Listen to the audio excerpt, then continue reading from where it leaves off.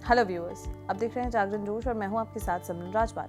आज हम एक बहुत ही इंपॉर्टेंट और इंटरेस्टिंग टॉपिक पर बात करेंगे, बिहार असेंबली इलेक्शंस 2025। इस बार इलेक्शन कमीशन ऑफ इंडिया यानी कि ईसीआई ने चुनाव को ज्यादा बेहतर और ट्रांसपेरेंट बनाने के लिए 17 बड़े रूल्स चेंज किए हैं। अगर आप यूपीएससी, बीपीएससी या कोई भी कॉम्पिटिटिव एग्जाम दे रहे हैं तो ये रूल्स आपको पता ही होने चाहिए।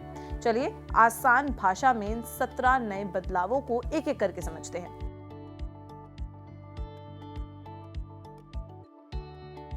पहला और बहुत ही जरूरी एडमिनिस्ट्रेटिव चेंज देखिए। अभी ईसीआई यानी कि इलेक्शन कमीशन ऑफ इंडिया ने हर पोलिंग बूथ पर वोटर्स की संख्या को 1200 तक फिक्स कर दिया है। पिछले चुनाव में बड़े बूथ्स पर इससे ज्यादा संख्या होती थी, जिसके चलते भीड़ और लंबी लाइनें लग जाती थी। इस नए नियम से क्राउड मैनेजमेंट बहुत बेहतर होगा और वोटिंग प्रोसेस फास्ट और एफिशिएंट बन जाएगा। इससे वोटर्स की सुविधा बढ़ेगी और लोग बिना ज्यादा वक्त गवाए वोट दे पाएंगे।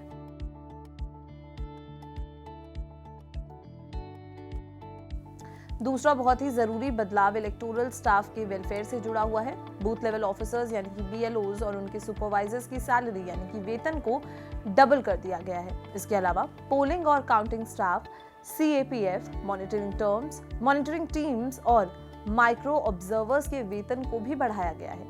ये स्टेप ग्राउंड लेवल पर काम करने वाले स्टाफ की मोटिवेशन को बढ़ाएगा, जिससे चुनाव की पूरी प्रक्रिया में एफिशिएंसी और ट्रांसपेरेंसी आएगी। आखिर जब स्टाफ खुश होगा तब वो जिम्मेदारी से काम भी ज्यादा अच्छी तरीके से कर पाएगा।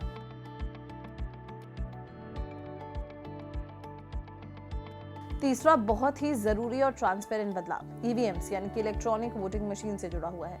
अब ईवीएम्स और वीवीपैट्स यानी कि voter verifiable paper audit trial दोनों पर कैंडिडेट की रंगीन फोटो का इस्तेमाल होगा। इसका मुख्य फायदा ये है कि वोटर्स को कंफ्यूजन नहीं होगा, वो गलत बटन नहीं दबाएंगे, खासकर तब जब दो कैंडिडेट का नाम सेम हो। इस नियम से वोटर्स को पहचानने में आसानी होगी और इससे चुनाव की सच्चाई यानी कि इंटीग्रिटी और विश्वसनीयता बढ़ेगी।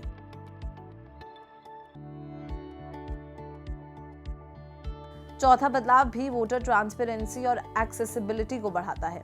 बैलेट यूनिट पर कैंडिडेट की फोटो को अब और ज्यादा बड़ा और साफ किया गया है।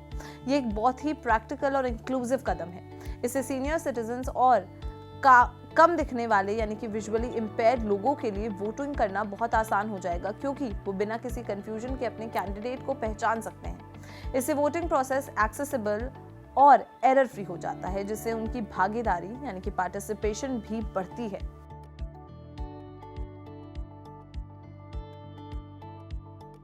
पांचवा बहुत ही टेक्निकल और जरूरी बदलाव वोटर लिस्ट यानी कि इलेक्टोरल रोल की शुद्धि यानी कि क्लेंजिंग से जुड़ा हुआ है। ईसीआई ने 22 साल से पेंडिंग वोटर लिस्ट की सफाई का काम पूरा किया है। इसका सीधा मतलब है कि गलत यानी कि रॉन्ग और डबल नेम्स यानी कि डुप्लीकेट एंट्रीज को लिस्ट से हटाया गया है। इससे मतदाता सूची यानी कि वोटर लिस्ट की इंटीग्रिटी बढ़ेगी और चुनाव ज्यादा सही और निष्पक्ष यानी कि इम्पार्शियल हो पाएगा, क्योंकि कोई भी व्यक्ति गलत तरीके से वोट नहीं कर पाएगा।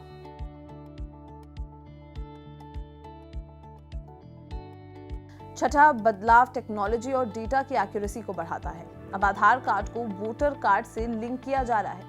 ये एक बहुत ही जरूरी डिजिटल इनिशिएटिव है। इससे गलत और डुप्लीकेट वोट्स की समस्या को बड़े पैमाने पर सॉल्व किया जाएगा। वोटर डेटा की एक्यूरेसी बढ़ेगी और ये सुनिश्चित होगा कि हर व्यक्ति का सिर्फ एक ही वोट हो। इससे चुनाव की विश्वसनीयता यानी कि क्रेडिबिलिटी और भी मजबूत होती है।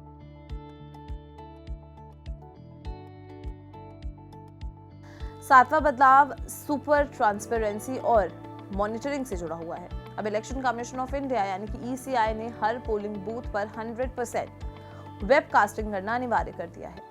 सोचो, आप और ईसीआई के बड़े अधिकारी दोनों पोलिंग प्रोसेस के लिए एक साथ लाइव देख सकते हैं। इसका सबसे बड़ा फायदा ये है कि धांधली यानी कि माल प्रैक्टिस होने के चांसेस बहुत कम हो गए हैं। ये कदम चुनाव को ज्यादा विश्वसनीय यानी कि क्रेडिबल बनाता है और वोटर्स के बीच भरोसा पैदा करता है, क्योंकि सब कुछ खुलेआम रिकॉर्ड हो रहा है।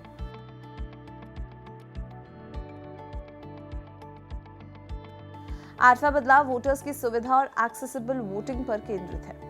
पोलिंग स्टेशंस पर पीने का पानी यानी कि ड्रिंकिंग वाटर, साफ टॉयलेट और दिव्यांग लोगों के लिए रैंप जैसी बड़ी बुनियादी सुविधाओं यानी कि बेसिक एमिनिटीज को बेहतर किया गया है। ये एक बहुत ही इंसान फ्रेंडली यानी कि ह्यूमन फ्रेंडली और इंक्लूसिव कदम है। इससे सीनियर सिटीजन्स, दिव्यांग जनों और महिलाओं के लिए वोटिंग करना ज्यादा आसान और कंफर्टेबल बनेगा, जिससे उनकी भागीदारी यानी कि पार्टिसिपेशन भी बढ़ती है।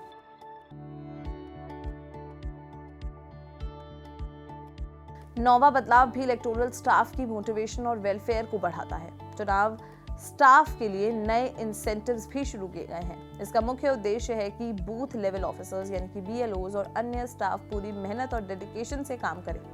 ये इंसेंटिव्स उनकी जिम्मेदारियों को बेहतर तरीके से निभाने के लिए प्रोत्साहित यानी कि इंकरेज करेंगे, जिससे चुनाव की दक्षता यानी कि एफिशिएंसी और इंटीग्रिटी सुधरेगी।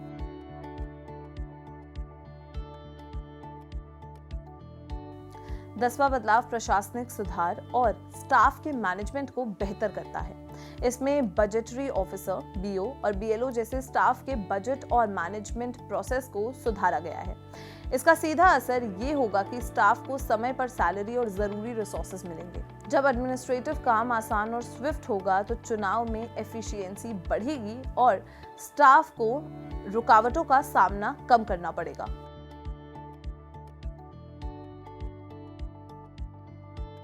11वां बहुत ही इंसानियत भरा और इंक्लूसिव बदलाव सीनियर सिटीजन्स और दिव्यांग जनों के लिए बहुत बड़ा रिलीफ है। उनके लिए होम वोटिंग की सुविधा को और अच्छा और सफल बनाया गया है।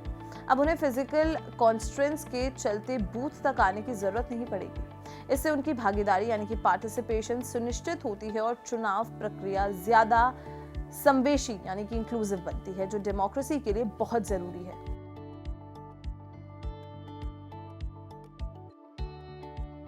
12वां बहुत ही डेमोग्राफिक और पॉलिटिकल चेंज यंग वोटर्स पर फोकस करता है।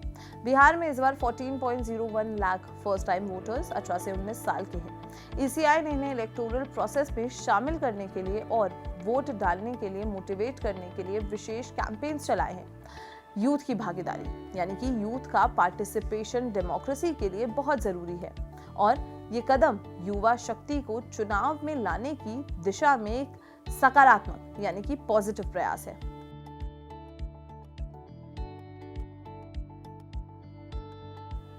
तेरहवां बहुत ही महत्वपूर्ण बदलाव कैंडिडेट्स की ट्रांसपेरेंसी और जानकारी को लेकर है। अब कैंडिडेट्स को अपने क्रिमिनल रिकॉर्ड्स और प्रॉपर्टी डिटेल्स को टीवी और सोशल मीडिया पर 3 बार पब्लिश करना अनिवार्य है। इसका मुख्य उद्देश्य ये है कि वोटर्स को सब सच पता चले और वो पूरी जानकारी यानी कि इन्फॉर्म्ड डिसीजंस के साथ वोट कर सके। ये नियम राजनीति में इंटीग्रिटी लाने की दिशा में ECI का एक मजबूत कदम है।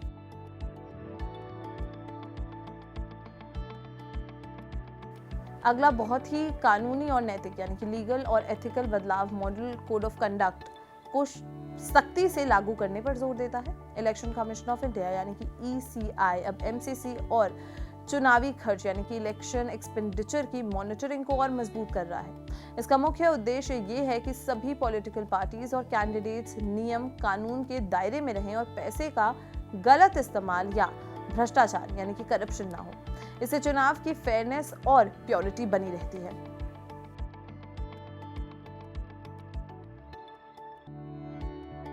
पंद्रहवां बहुत ही टेक्नोलॉजी ड्रिवन और इनोवेटिव बदलाव शिकायत प्रक्रिया को फास्ट करता है।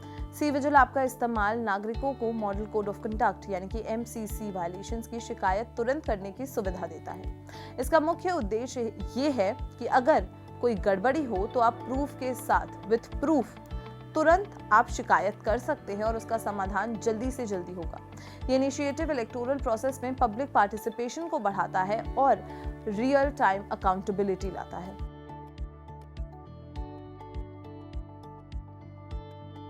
सोलहवां बदलाव पॉलिटिकल पार्टीज और कैंडिडेट्स की सुविधा के लिए है। रैलीज, मीटिंग्स और अन्य चुनावी कार्यक्रमों के लिए मंजूरी यानी कि अप्रूवल अब ऑनलाइन परमिशन पोर्टल के जरिए जल्द मिल जाएगा। इससे प्रशासनिक प्रक्रिया यानी कि एडमिनिस्ट्रेटिव प्रोसेस सरल और स्ट्रीमलाइंड हो जाएगी और इसमें लगने वाला समय कम होगा। ये टेक्नोलॉजी ड्रिवन इनिशिएटिव चुनाव में होने वाली देरियों और रुकावटों को कम करता है, जिससे कार्यक्रमों का आयोजन तेजी से किया जा सकता है।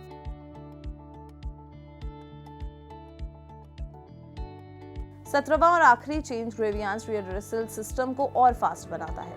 इसका मुख्य उद्देश्य ये है कि चुनाव से जुड़ी हर शिकायत का निपटारा जल्दी से और असरदार तरीके से हो सके। ये क्विक रेजोल्यूशन इंश्योर करता है कि कंप्लेंट्स को लंबे समय तक लटकाया न जाए। इन सब 17 नए इनिशिएटिव्स के साथ 2025 बिहार इलेक्शंस और भी फेयर, ट्रांसपेरेंट और बेहतर होने की उम्मीद है, जिससे डेमोक्रेसी का असली उद्देश्य पूरा हो सके।